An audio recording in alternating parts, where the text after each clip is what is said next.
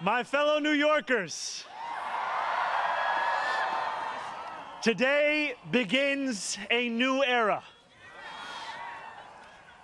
I stand before you, moved by the privilege of taking this sacred oath, humbled by the faith that you have placed in me, and honored to serve as either your 111th or 112th mayor of New York City. But I do not stand alone. I stand alongside you, the tens of thousands of you gathered here in Lower Manhattan, warmed against the January chill by the resurgent flame of hope.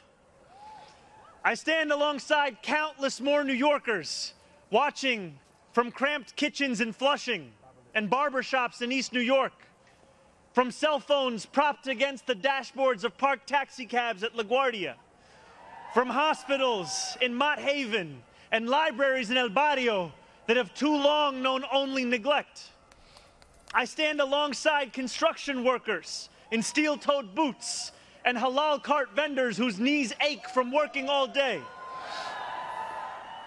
I stand alongside neighbors who carry a plate of food to the elderly couple down the hall, those in a rush who still lift strangers' strollers up subway stairs, and every person who makes the choice day after day, even when it feels impossible, to call our city home. I stand alongside over 1 million New Yorkers who voted for this day nearly 2 months ago. And I stand just as resolutely alongside those who did not. I know there are some who view this administration with distrust or disdain, or who see politics as permanently broken. And while only action can change minds, I promise you this: if you are a New Yorker, I am your mayor. Regardless of whether we agree, I will protect you, celebrate with you, mourn alongside you, and never, not for a second, hide from you. I thank the labor and movement leaders here today, the activists and the elected officials who will return to fighting for New Yorkers the second this ceremony concludes, and the performers who have gifted us with their talent. Thank you to Governor Hochul. Thank you as well to Mayor Adams. Dorothy's son, a son of Brownsville who rose from washing dishes to the highest position in our city, for being here as well. He and I have had our share of disagreements, but I will always be touched that he chose me as the mayoral candidate that he would most want to be trapped with on an elevator. Thank you to the two titans who, as an assembly member, I've had the privilege of being represented by in Congress, Nydia Velázquez and our incredible opening speaker, Alexandria Ocasio-Cortez. You have paved the way for this moment. Thank you to the man whose leadership I seek most to emulate, who I am so grateful to be sworn in by today, Senator Bernie Sanders. Thank you to my teams, from the assembly to the campaign to the transition, and now the team I am so excited to lead from City Hall. Thank you to my parents, Mama and Baba, for raising me, for teaching me how to be in this world, and for having brought me to this city. Thank you to my family, from Kampala to Delhi. And thank you to my wife, Rama.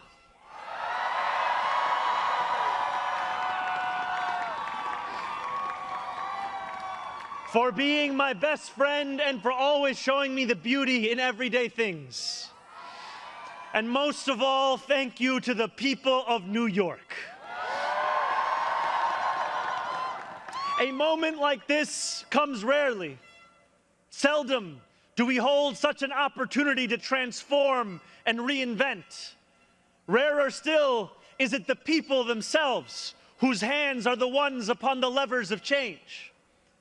And yet we know that too often in our past, moments of great possibility have been promptly surrendered to small imagination and smaller ambition.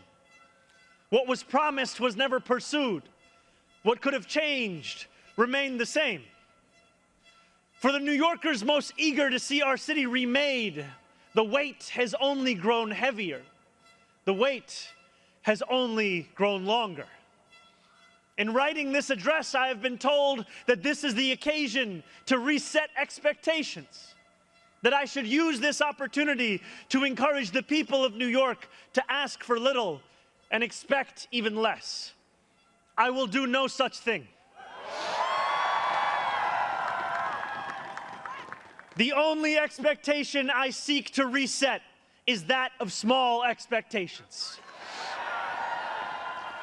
Beginning today, we will govern expansively and audaciously. We may not always succeed, but never will we be accused of lacking the courage to try. To those who insist that the era of big government is over, hear me when I say this. No longer will City Hall hesitate to use its power to improve New Yorkers' lives. For too long, we have turned to the private sector for greatness while accepting mediocrity from those who serve the public. I cannot blame anyone who has come to question the role of government, whose faith in democracy has been eroded by decades of apathy. We will restore that trust by walking a different path, one where government is no longer solely the final recourse for those struggling, one where excellence is no longer the exception. We expect greatness from the cooks wielding 1,000 spices, from those who stride out onto our Broadway stages, and from our starting point guard at Madison Square Garden. Let us demand the same from those who work in government. In a city where the mere names of our streets are associated with the innovation of the industries that call them home, we will make the word City Hall synonymous with both resolve and results. As we embark upon this work, let us advance a new question, a new answer to the question asked of every generation. Who does New York belong to? For much of our history, the response from City Hall has been simple. It belongs only to the wealthy and well-connected, those who never strain to capture the attention of those in power. Working people have reckoned with the consequences. Crowded classrooms and public housing developments where the elevators sit out of orders. Roads littered with potholes and buses that arrive half an hour late, if at all. Wages that do not rise and corporations that rip off consumers and employees alike. And still, there have been brief, fleeting moments where the equation changed. 12 years ago, Bill de Blasio stood where I stand now as he promised to put an end to economic and social inequalities that divided our city into two. In 1990, David Dinkins swore the same oath I swore today, vowing to celebrate the gorgeous mosaic that is New York, where every one of us is deserving of a decent life. And nearly 6 decades before him, Fiorella LaGuardia took office with the goal of building a city that was far greater and more beautiful for the hungry and the poor. Some of these mayors achieved more success than others, but they were unified by a shared belief that New York could belong to more than just a privileged few. It could belong to those who operate our subways and rake our parks, those who feed us biryani and beef patties, picanha and pastrami on rye. And they know that this belief could be made true if only government dared to work hardest for those who work hardest. Over the years to come, my administration will resurrect that legacy. City Hall will deliver an agenda of safety, affordability, and abundance, where government looks and lives like the people it represents, never flinches in the fight against corporate greed, and refuses to cower before challenges that others have deemed too complicated. In so doing, we will provide our own answer to that age-old question. Who does New York belong to? Well, my friends, we can look to Madiba and the South African Freedom Charter. New York belongs to all who live in it. Together, we will tell a new story of our city. This will not be a tale of one city governed only by the 1%, nor will it be a tale of two cities, the rich versus the poor. It will be a tale of 8.5 million cities, each of them a New Yorker with hopes and fears, each a universe, each of them woven together. The authors of this story will speak Pashto and Mandarin, Yiddish and Creole. They will pray in mosques, at shul, at church, at gurudwaras and mandirs and temples. And many will not pray at all. They will be Russian Jewish immigrants in Brighton Beach, Italians in Rossville, and Irish families in Woodhaven, many of whom came here with nothing but a dream of a better life, a dream which has withered away. They will be young people in cramped Marble Hill apartments where the walls shake when the subway passes. They will be black homeowners in St. Albans, whose homes represent a physical testament to triumph over decades of lesser-paid labor and redlining. They will be Palestinian New Yorkers in Bay Ridge,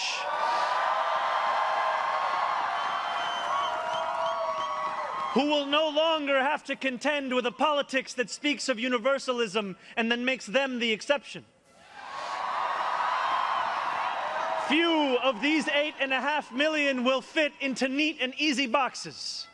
Some will be voters from Hillside Avenue or Fordham Road who supported President Trump a year before they voted for me, tired of being failed by their party's establishment. The majority will not use the language that we often expect from those who wield influence. I welcome the change.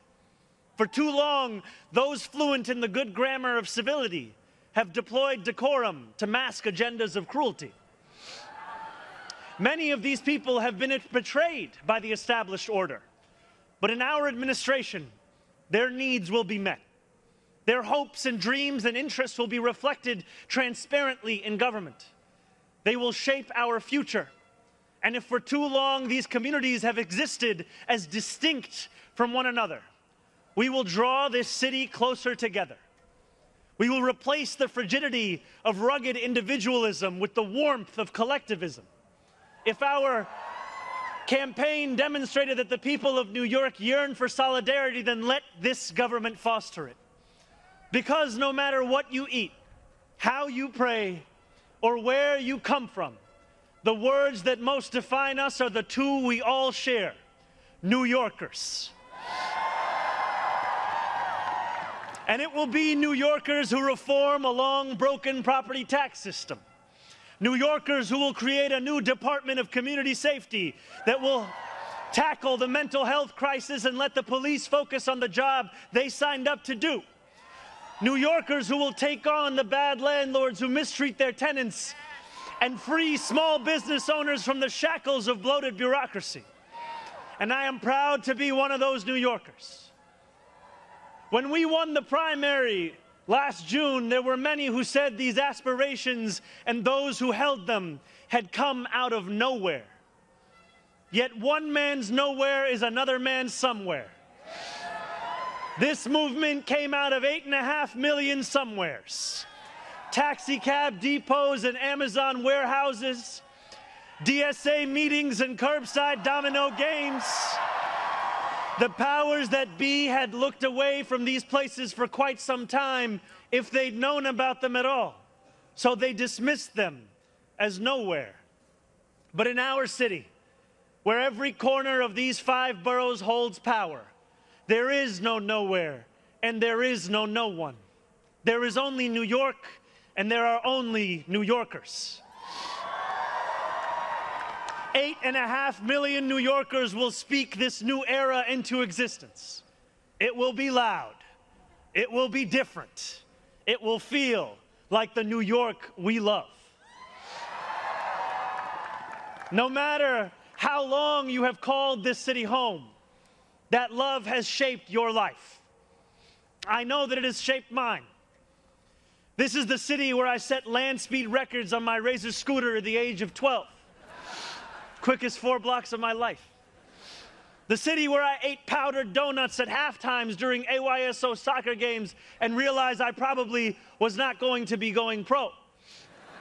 The city where I devoured 2 big slices at Coronet's Pizza, played cricket with my friends at Ferry Point Park, and took the 1 train to the BX10 only to still show up late to Bronx Science.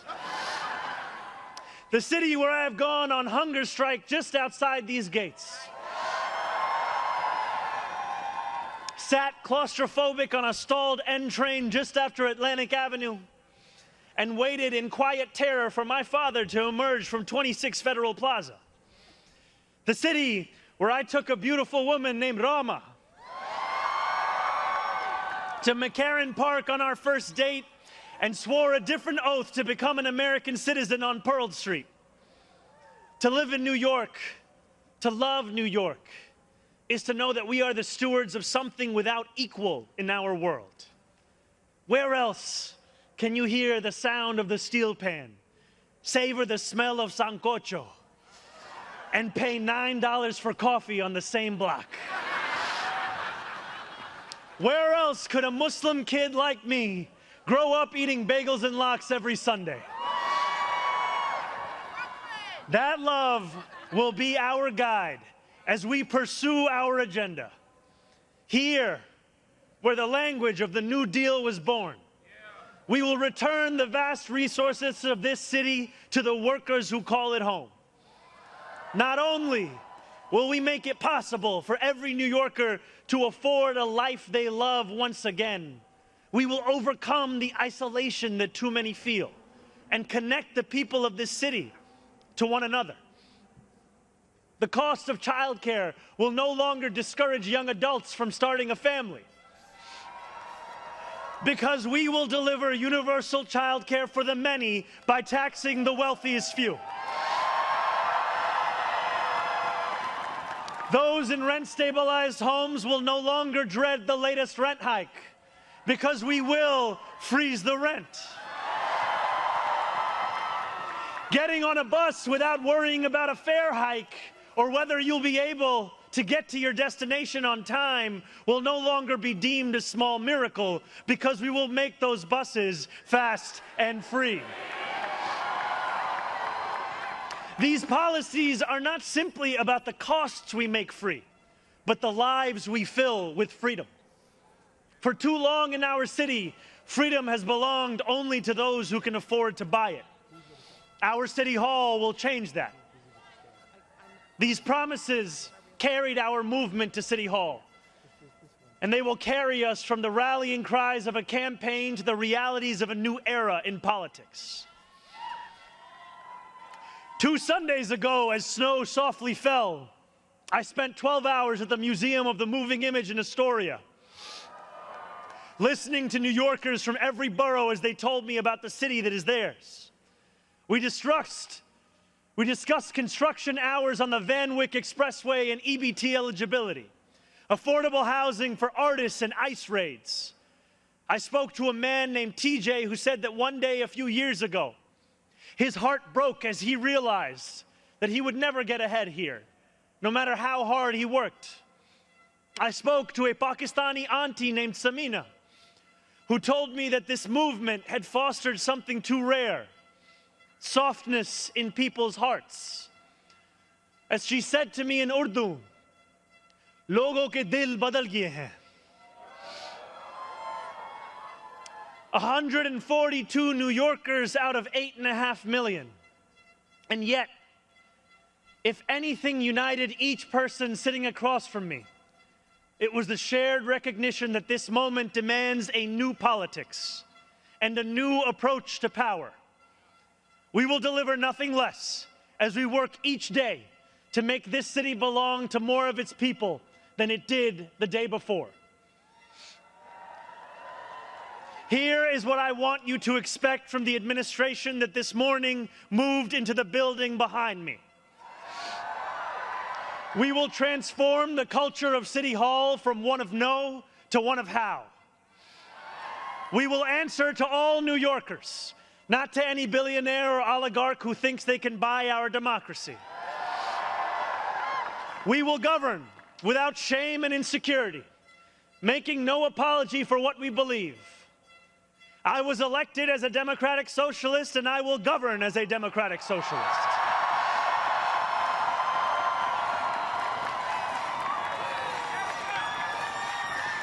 I will not abandon my principles for fear of being deemed radical.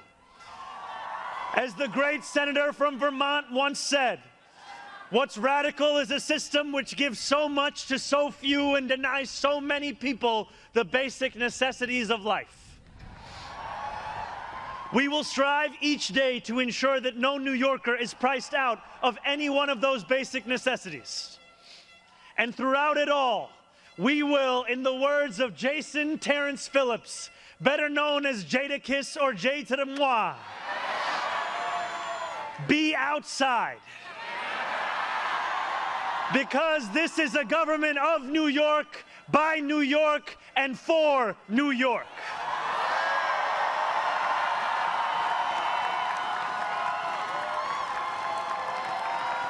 Before I end, I want to ask all of you, if you are able, whether you are here today or anywhere watching, to stand with me.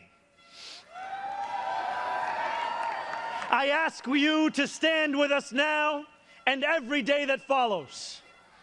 City Hall will not be able to deliver on our own.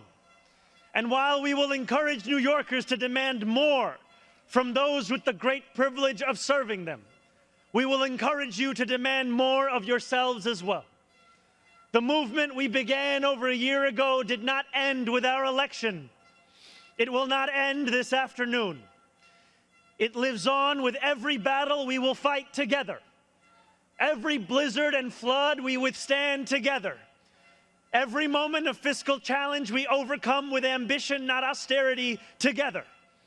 Every way we pursue change in working people's interests rather than at their expense, together. No longer will we treat victory as an invitation to turn off the news. From today onwards, we will understand victory very simply. Something with the power to transform lives, and something that demands effort from each of us every single day. What we achieve together will reach across the 5 boroughs, and it will resonate far beyond. There are many who will be watching. They want to know if the left can govern. They want to know if the struggles that afflict them can be solved. They want to know if it is right to hope again. So standing together with the wind of purpose at our backs, we will do something that New Yorkers do better than anyone else. We will set an example for the world. If what Sinatra said is true, let us prove that anyone can make it in New York and anywhere else too. Let us prove that when a city belongs to the people, there is no need too small to be met, no person too sick to be made healthy, no one too alone to feel like New York is their home. The work continues. The work endures. The work, my friends, has only just begun. Thank you.